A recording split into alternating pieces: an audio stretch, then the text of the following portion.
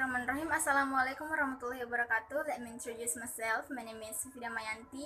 Saya selaku perwakilan dari kelompok 4. Nah, jadi pertama-tama kita ucapkan puji syukur kehadirat Allah Subhanahu wa taala yang telah memberikan kita kesempatan untuk melaksanakan kuliah online ini. Salam serta salam tidak lupa kita haturkan kepada Nabiullah Muhammad SAW yang telah merobek-robek bendera kekafiran dan mengibarkan bendera tauhid.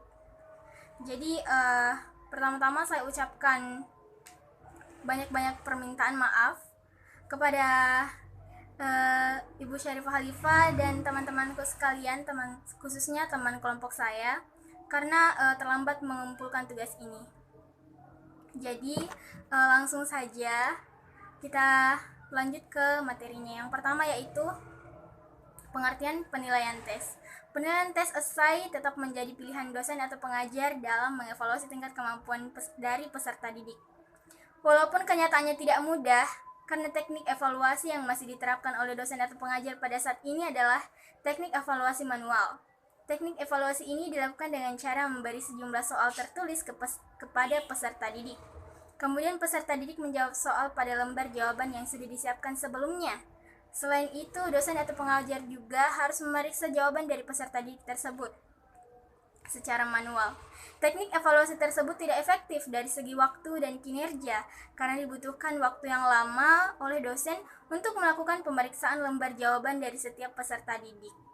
Selain itu, terjadi pemborosan kertas yang digunakan sebagai lembar jawaban oleh mahasiswa, sedangkan dari segi penilaian yang diberikan oleh dosen dan pengajar terhadap jawaban mahasiswa biasanya masih bersifat kurang objektif karena mengikut sertakan subjektivitas. Kekurangan penilaian tes esai di atas dapat diatasi dengan memanfaatkan sebuah sistem penilaian esai menggunakan rubrik penilaian. Hal ini mungkin dilakukan karena proses pembelajaran saat ini sudah praktis dan mengarah menuju pembelajaran yang dinilai secara objektif.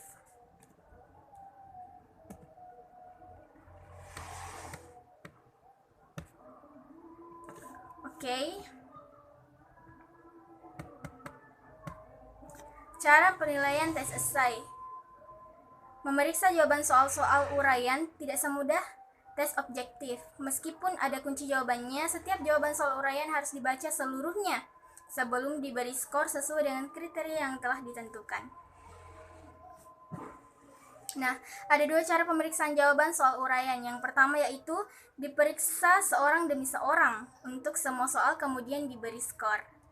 Kemudian yang kedua yaitu diperiksa nomor demi nomor untuk semua siswa. Artinya diperiksa terlebih dahulu nomor 1 untuk semua siswa, kemudian diberi skor, dan setelah selesai baru nomor 2 dan seterusnya.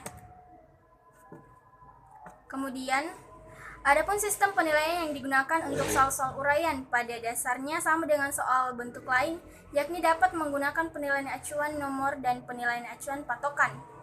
Untuk mengoreksi soal bentuk uraian dilakukan dalam 3 metode, yaitu yang pertama, metode per nomor. Di sini guru mengoreksi hasil jawaban peserta didik untuk setiap nomor. Yang kedua, metode per lembar. Di sini guru mengoreksi setiap lembar jawaban peserta didik mulai dari nomor 1 sampai nomor terakhir. Kebaikannya relatif lebih mudah dan tidak makan waktu banyak, sedangkan kelemahannya adalah guru sering memberi skor yang berbeda atau dua jawaban yang sama kualitasnya atau sebaliknya. Kemudian yang ketiga yaitu metode bersilang. Guru mengoreksi jawaban peserta didik dengan jalan menukarkan hasil koreksi dari seorang korektor kepada korektor yang lain. Kemudian perbedaan tes esai dan tes objektif. Yang pertama yaitu tes esai. Digunakan untuk mengukur kemampuan memahami dan aplikasi analisis. Nah, kemudian yang kedua yaitu jumlah soal yang disusun sedikit dan tidak representatif sehingga reliabilitas tes lebih rendah.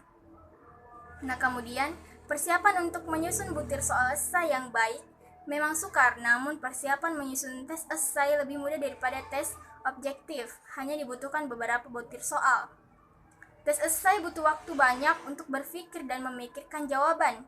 Arah jawaban kadang-kadang kabur karena butil soal yang dikemukakan terlalu umum. Kemudian digunakan untuk mengukur pengetahuan fakta dengan cara memilih jawaban yang didesain untuk jenis tertentu serta pilihan jamak. Kemudian, jumlah soal yang disusun relatif banyak dan representatif. Persiapan menyusun soal tes soal tes objektif yang baik, sukar, dan membutuhkan waktu yang lama. Tes objektif butuh waktu yang banyak untuk membaca semua jawaban dan didesain untuk tiap butir. Arah jawaban yang dilakukan sudah jelas. Oke, mungkin sekian yang dapat saya sampaikan. Kurang lebihnya saya mohon maaf yang sebesar-besarnya. Sekian dari saya. Wassalamualaikum warahmatullahi wabarakatuh.